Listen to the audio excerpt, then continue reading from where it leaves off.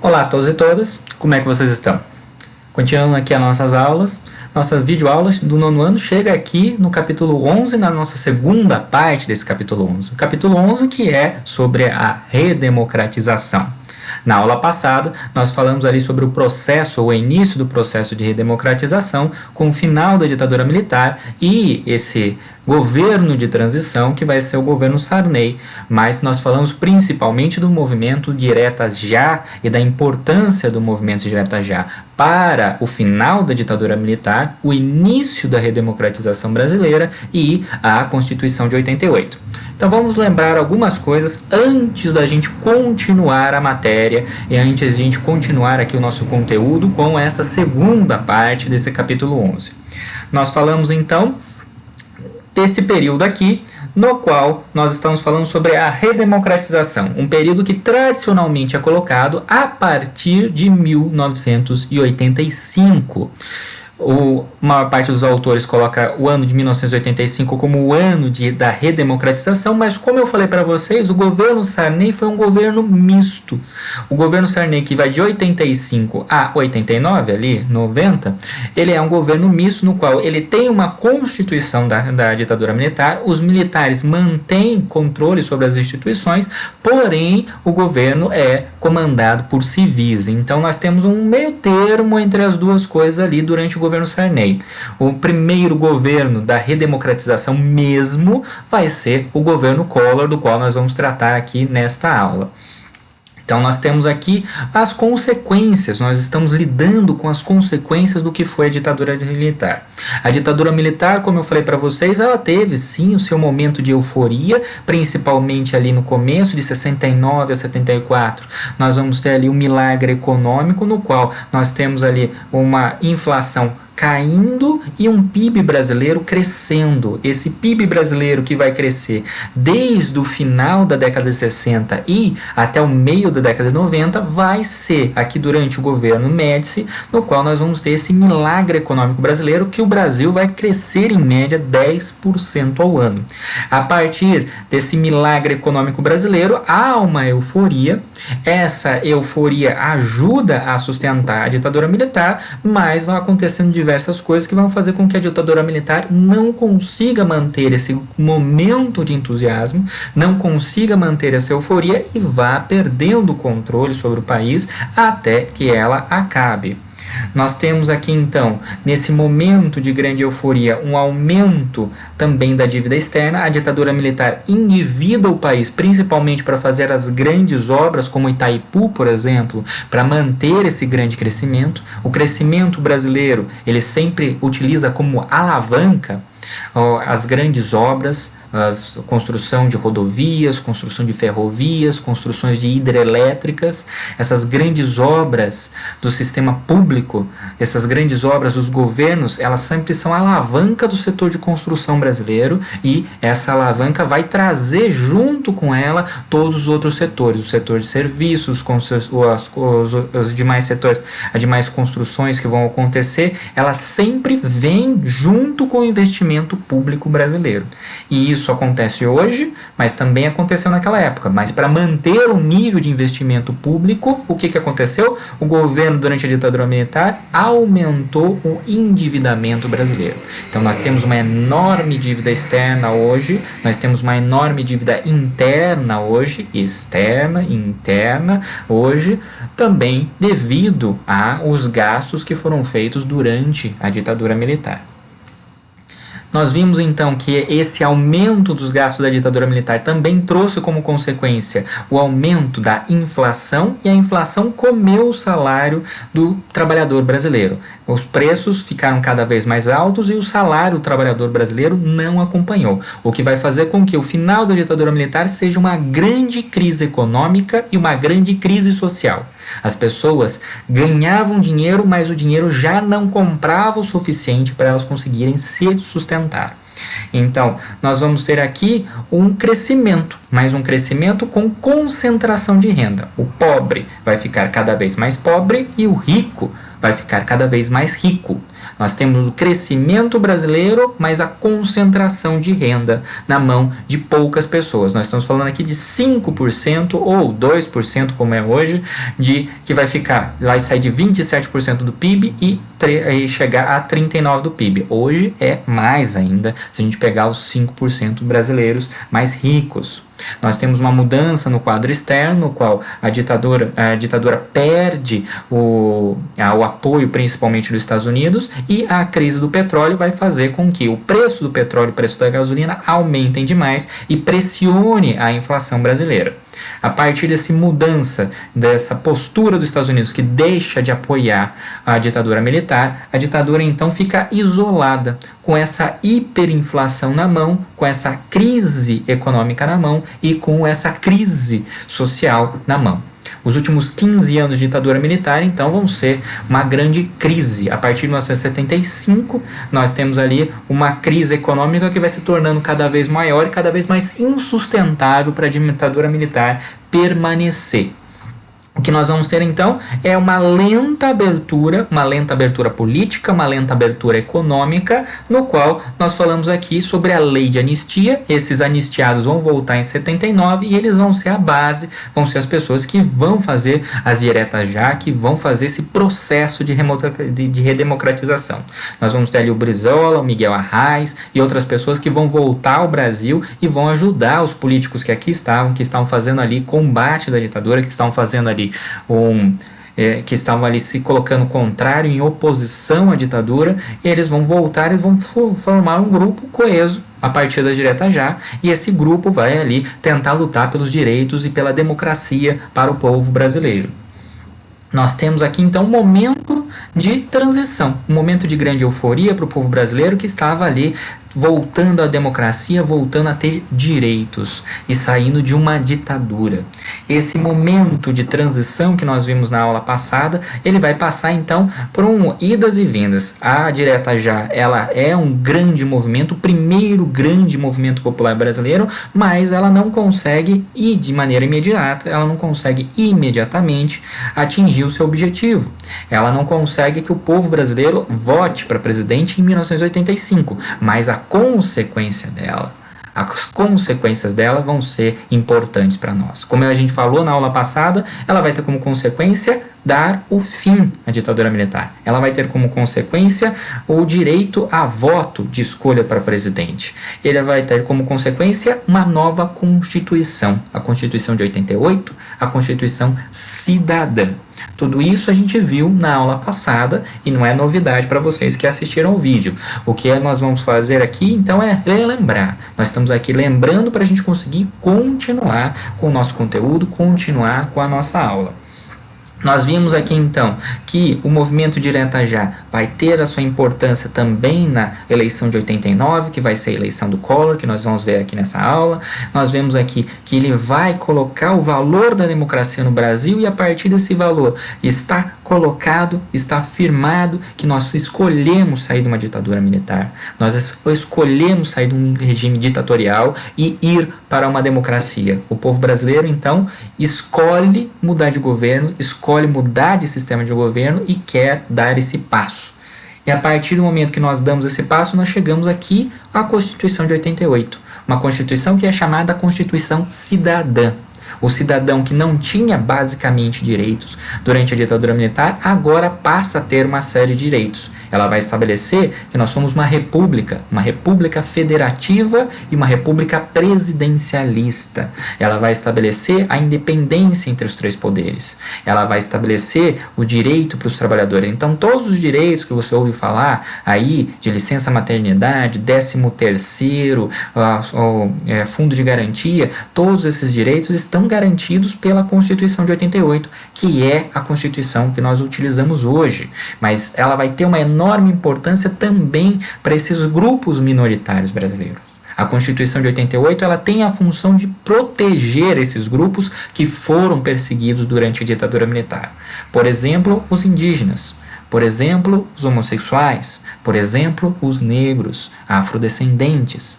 Então, a ditadura, ela vai perseguir, ela vai colocar essa perseguição contra grupos políticos, principalmente aqueles que faziam a oposição à ditadura militar, mas ela também persegue minorias. E a Constituição de 88, ela vai contra essa perseguição e ela estabelece a proteção destas minorias.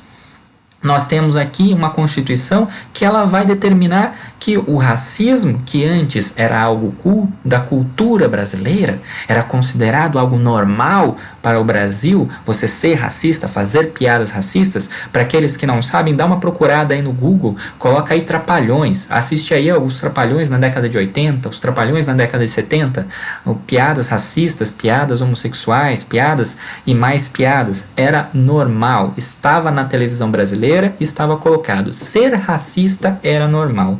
A Constituição de 88 vai vir para mudar isso e vai colocar que o racismo e a discriminação dessas minorias é crime. Isso daí vai ser uma novidade para a sociedade brasileira e uma novidade que até hoje teve algumas pessoas aí que não concordaram ou não se acostumaram com essa novidade. Mas tá lá na Constituição. Racismo é crime. E é crime inafiançável, crime imprescritível. Ele não acaba, ele não tem fiança. Racismo, essa Constituição também vai estabelecer ali os direitos da pessoa a partir dos 18 anos de idade, vai estabelecer o voto facultativo para analfabetos, para maiores de 70 anos de idade e para maiores de 16 anos de idade, dando direito a voto e universalizando o direito de voto para todas as pessoas no Brasil. Não importa da onde ela seja, não importa que cor ela seja, não importa o quanto dinheiro ela seja. E isso também foi muito importante nesse momento. Agora, os direitos dos trabalhadores que ela garante. Então, nós temos férias remuneradas, licença gestante, direito de greve, a aposentadoria, o 13º, vale transporte e outros direitos que nós já falamos aqui. Essa é a Constituição de 88, a Constituição que foi feita pós-ditadura militar para garantir os direitos do trabalhador, mas garantir os direitos do cidadão brasileiro. A Constituição que foi considerada para a época uma das constituições mais avançadas do mundo, que no seu texto, na sua teoria, é uma Constituição muito boa, mas nós sabemos como é o judiciário brasileiro, ela tem as suas dificuldades de aplicação. A lei às vezes é boa, mas a aplicação da lei e principalmente a forma como o judiciário brasileiro age, peca. Então nós vamos ter aqui a eleição de 89. Nós temos uma nova Constituição e nós vamos ter a primeira eleição para presidente. E se você acha que as últimas eleições foram feias, você acha que houve um baixo nível, que xingou a mãe, que xingou o pai durante as eleições, vocês não viram a eleição de 89. A eleição de 89 é um caso à parte. A eleição de 89 merece um estudo só dela. E eu não vou entrar nos detalhes aqui da eleição de 89, porque a eleição foi um circo mesmo. E ela... Bom, se a gente começar a falar aqui, a gente não termina mais. Mas vamos colocar aqui que a eleição de 89, além de ter inúmeras figuras como os candidatos aqui, nós vamos ter aqui uma eleição que foi marcada pela manipulação da mídia. A mídia manipula essa eleição e manipula essa eleição para um candidato ganhar, que esse candidato era o candidato da mídia, era o candidato dos conservadores, aquele candidato que é o candidato ali favorito, principalmente da Globo e do Grupo Abril, que é o nosso Fernando Collor. Fernando Collor, que tinha como concorrente principal o Lula, que era o cara que a Globo, que o Grupo Abril e principalmente que esses 5% mais ricos brasileiros não queria que ganhasse de jeito nenhum. Então nós tivemos aqui um presidente que foi eleito pelos grupos de mídia. Esse presidente foi eleito numa eleição que foi manipulada pela mídia, principalmente o último debate que foi feito na Globo foi totalmente manipulado contra o Lula, foi uma vergonha tremenda. Se você quiser, assista o debate pelo YouTube, mas eu não vou entrar aqui nos detalhes porque também não vem ao caso aqui para você que está estudando aqui essa parte. Mas nós temos um novo presidente que é o Collor, e um novo presidente que tem ideias modernas, ideias liberalistas, que é contra os marajás, que é contra ele é o caçador de marajá, gente. O que é esse caçador de marajá? Ele está falando que no funcionalismo público, os funcionários públicos brasileiros ganham muito e trabalham pouco. E ele então vai caçar esses marajás que estão ganhando muito e trabalhando pouco. Ele vai caçar esses cabides. Ele entra com a promessa de que ele vai demitir 300 mil trabalhadores públicos brasileiros. Ele entra com a promessa de que ele vai colocar um neoliberalismo brasileiro, que ele vai colocar ali o Brasil moderno. Ele vai dar fim à inflação, ele vai moralizar a política, ele vai combater a corrupção, ele vai lutar contra o sistema. Já ouviu esse discurso? Muito bem. O que nós vamos ter aqui é um candidato, então, que promete. Um candidato que tem o apoio dos ricos brasileiros, um candidato que tem o apoio da Globo, tem o apoio do Grupo Abril e ganha. Ele é transformado no herói brasileiro, o primeiro presidente civil brasileiro a ser eleito depois da ditadura militar. Então, nós temos aqui o cara que promete. Mas na hora de dar o negócio, na hora de fazer o negócio, na hora de concretizar o plano, aí não faz. O que acontece é que nós temos esses grupos que apoiaram o Collor, acharam que a partir do momento que o Collor entrasse, ele ia dar vantagem para esses grupos. Ele ia dar vantagem ali para a Globo, ele ia dar vantagem ali para aqueles 5% mais ricos. E o que vai acontecer é justamente o contrário. O Collor não entrega aquilo que ele promete, e a partir do momento que ele não entrega, o que acontece é que ele vai perdendo o apoio, e ele perde o apoio da população, principalmente quando ele começa a fazer medidas impopulares, como tirar toda a poupança de todo mundo. Então, se você tinha uma poupança naquela época lá, você perdeu a poupança. Então, eu tive metade da minha família que perdeu a poupancinha que estava no banco. Aí, pessoas que estavam ali juntando dinheiro para comprar o primeiro carrinho, juntando dinheiro ali para pagar, para dar entrada na primeira casa, e de repente o dinheiro no banco sumiu. O Collor então estava fazendo uma série de planos econômicos para controlar a inflação. Ele precisava de dinheiro, ele pegou o dinheiro, a poupança de todo mundo. A partir disso, o que vão sendo criados então vão sendo planos e mais planos para controlar, para dar conta dessa inflação, e a população vai ficando cada vez mais descontente, ele vai perdendo apoio, principalmente o apoio da mídia, principalmente o apoio daqueles que elegeram eles, daqueles que manipularam a eleição para eleger ele, até que nós temos aí uma grave crise econômica, e nessa grave crise econômica nós temos ali o irmão do presidente. Pedro Collor, irmão de Fernando Collor, odiava seu Fernando Collor, e ele denuncia, ele faz uma série de denúncias de corrupção na Veja, que é do Globo Abril, que foi aquele que elegeu o Collor, e agora está retirando o Collor e quer retirar o Collor do poder. Então nós temos aqui o Fernando Collor falando ali que a lavagem de dinheiro, desvio de verba, chantagem, caixa 2, bom, o pacote completo que você sabe aí, que está aí na mídia, está aí todos os dias, está sendo falado aí deste governo ou de outros governos que vieram depois. Mas nesse caso aqui, ele tinha uma testemunha, ele tinha uma pessoa que estava ali para falar a todo mundo, que era o caseiro. O caseiro da casa do Collor ficava. E a partir desse escândalo de corrupção aqui, vai sendo colocado pela mídia, vai tendo uma caça ali ao Fernando Collor, e principalmente ao homem forte do Fernando Collor, que esteve ali apoiando sempre o Fernando Collor, desde a época no qual ela estava ali como governador do Alagoas, estava ali como deputado, senador, etc., que vai ser o PC Farias, o homem da grana do Fernando Collor. E o PC Farias, esse bigodão aqui, ele vai ser o homem-chave que foge do Brasil. Ele foge do Brasil na hora que o escândalo estoura. E ele foge do Brasil e é perseguido pelo mundo até que ele aparece morto. Queima de arquivo total. Mas mesmo com essa queima de arquivo, mesmo com a morte, a perseguição e morte do PC Farias, o escândalo continua, o Collor não consegue controlar isso e começa então o movimento Cara Pintada. O movimento Cara Pintada, que ele é uma extensão, ele é uma consequência daquele movimento que a gente falou das diretas já. Ele tem a mesma raiz, que é a luta pela democracia, é a luta por direitos, mas aqui ele está lutando contra a corrupção, ele está ali ali tentando retirar do poder um presidente que é acusado de corrupção. Essas pessoas aqui votaram no Fernando Collor e agora, essa desilusão que eles tiveram com o Fernando Collor, querem retirar o Fernando Collor do poder. E esse movimento é chamado de cara pintada, por quê?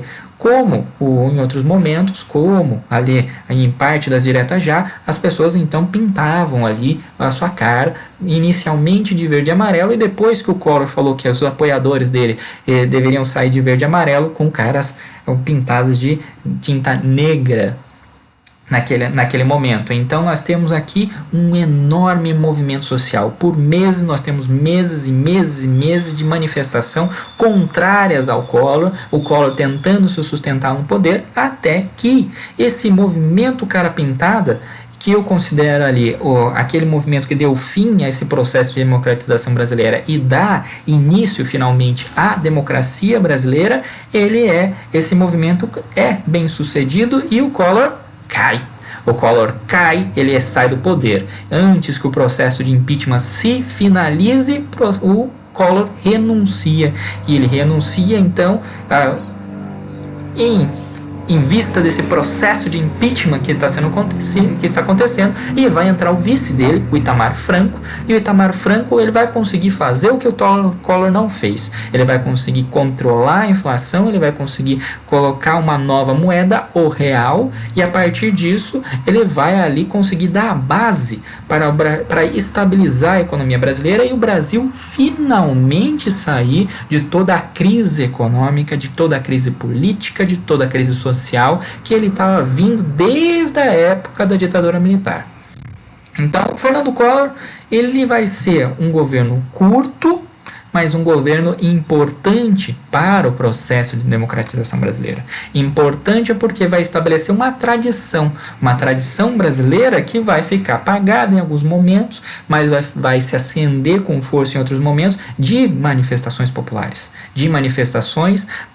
Que não são organizadas por essa ou aquela instituição, por esse ou por aquele partido, mas por uma população que está reivindicando seus direitos. Com razão, sem razão, mais uma tradição de reivindicar seus direitos, que vai reestabelecer a democracia, que vai ser importante para a democracia. Então nós temos o final desse processo de redemocratização que vai vir. Um processo que vem ali da década de 80, principalmente com o início dele no movimento das diretas já, e vai terminar aqui com a eleição do Collor e o impeachment do Collor com o movimento dos caras pintadas. Este momento aqui vai ser muito importante porque o Brasil, além de concretizar, além de tornar firme a sua democracia, a sua nova democracia, a partir do vice que vai assumir o poder, a partir do Itamar Franco, nós vamos ter aqui a reestabilização da nossa economia, da nossa política e da nossa sociedade. Esse momento, então, que nós estamos falando aqui na nossa segunda parte. A partir, então, da nossa próxima aula, falemos, então, aí do governo Fernando Henrique Cardoso e do governo Lula.